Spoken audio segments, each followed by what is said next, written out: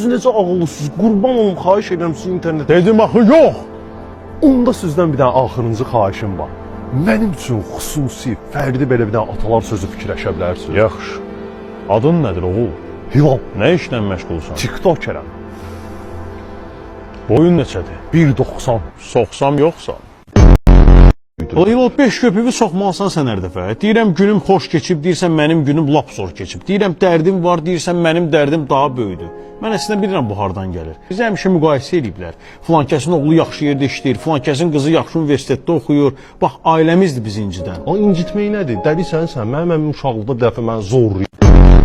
Əmizan, yəqin ki, mənim təcrübəm çatmır, amma mən əminəm ki, sənin bu seçimin arxasında böyük bir məna var. Nə olar, xahiş edirəm, o mənimlə bölüş. Niyə sırf qarğıdalını seçdin? Əminin ağzına pox. Aras kimdi burada? Nə? Çıx bayra. Allah, çıxartdı mənə bayrağı, 2000 pul verdi. Başı xarab. Ulan kim yolu bu, mən də istəyirəm, mənə də versin. Onu bu. Ha? Elbrus kimdi burada? Mənəm Elbrus. Qozuma ki. Çox təəssüflə bildirmək istəyirəm ki, sizin kimi diqqətli, professional, qayğıkeş, empatiyası yüksək səviyyədə olan bir əməkdaşla yollarımı ayırmağa məcburiyyəti məni pərişan edir.